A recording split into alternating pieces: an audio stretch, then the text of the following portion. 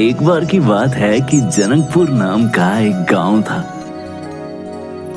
जहां 3 बहनें सीता, गीता और राधा रहती थी, जिसमें से राधा सबसे बड़ी बहन थी। लेकिन जब वह 5 साल की थी तो उसकी मां की मृत्यु हो गई थी। मां की मृत्यु के बाद पिता ने दूसरा विवाह कर लिया और उस विवाह के पश्चात 2 बहनों ने जन्म लिया।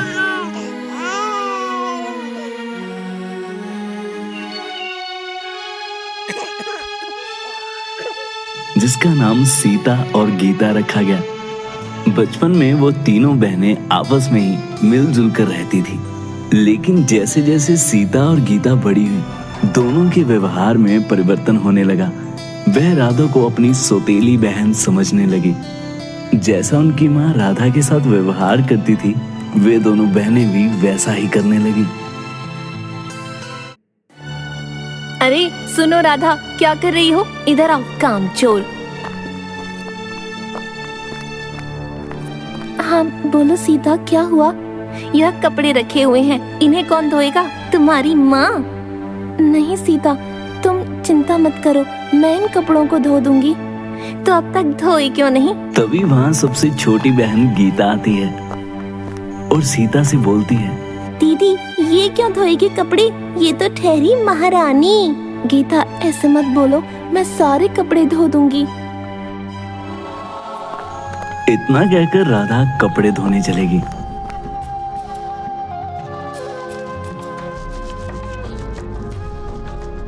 राधा ने सारे कपड़े धो दिए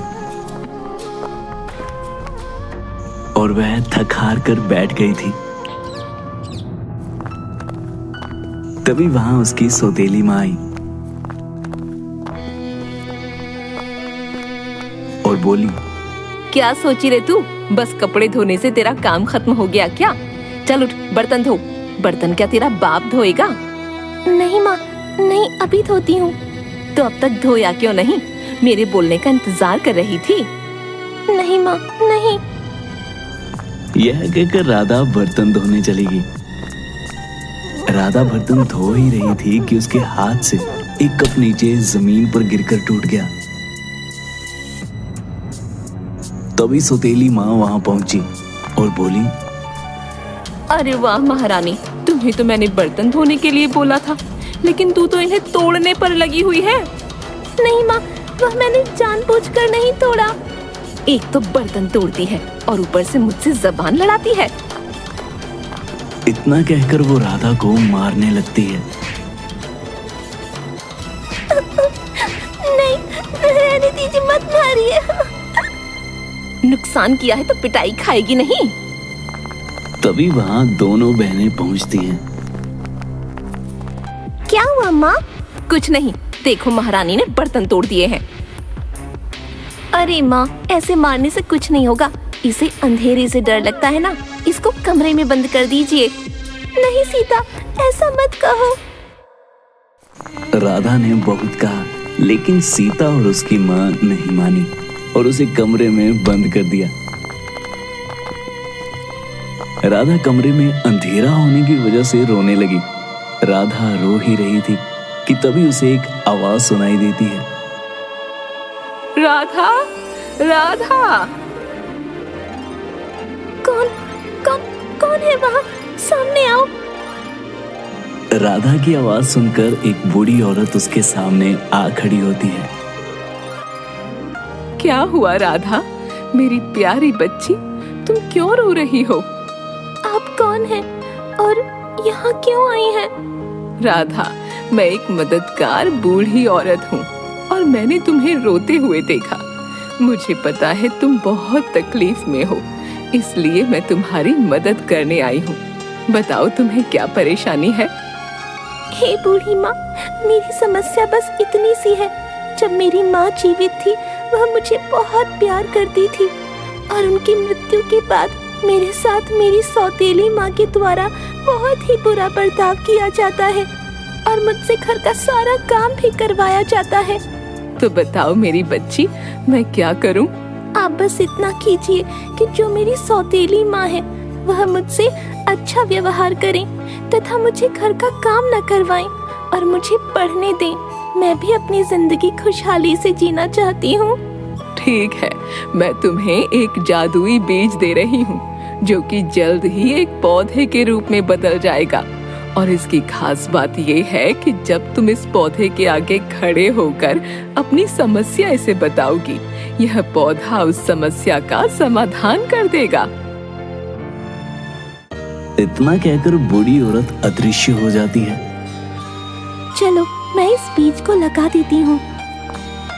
इतना कहकर राधा उस बीज को अपने घर के बगीचे में लगा देती है।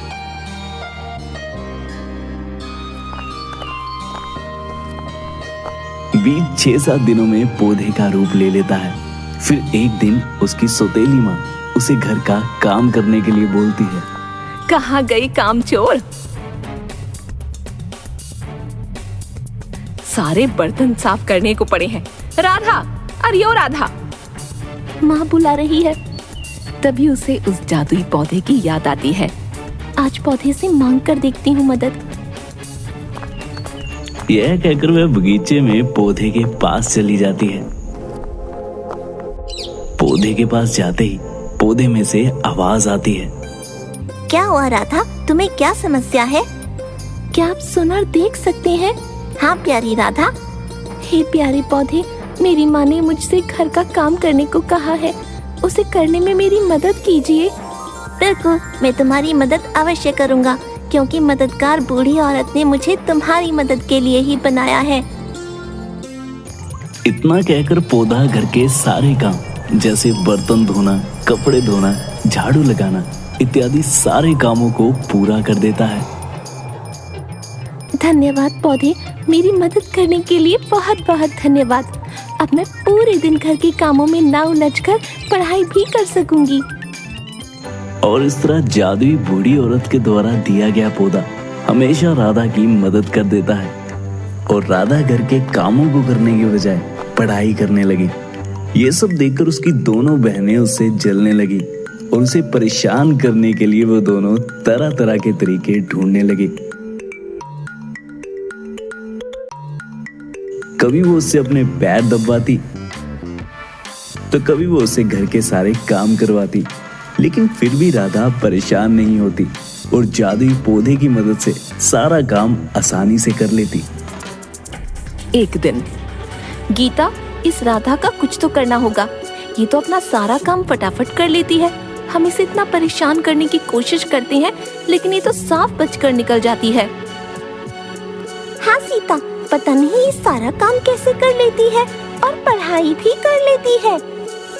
गीता, मुझे तो लगता है जरूर दाल में कुछ काला है। चल पता करते हैं।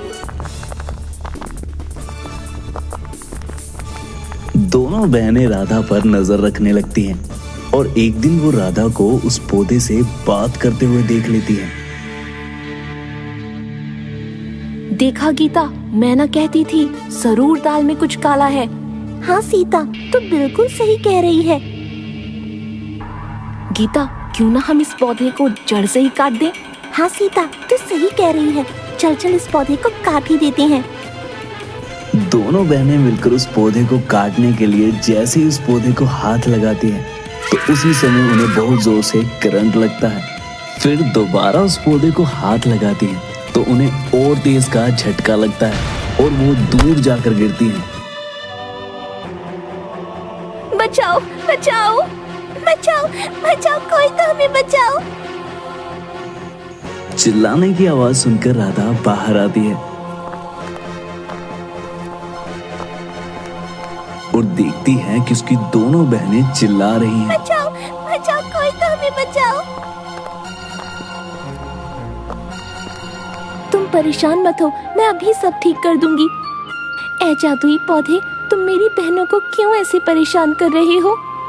तुम्हारी दोनों बहनें मुझे काटना चाहती थी, इसलिए इन्हें दंड मिलना तो जरूरी है। इन दोनों को माफ कर दो जादुई पौधे।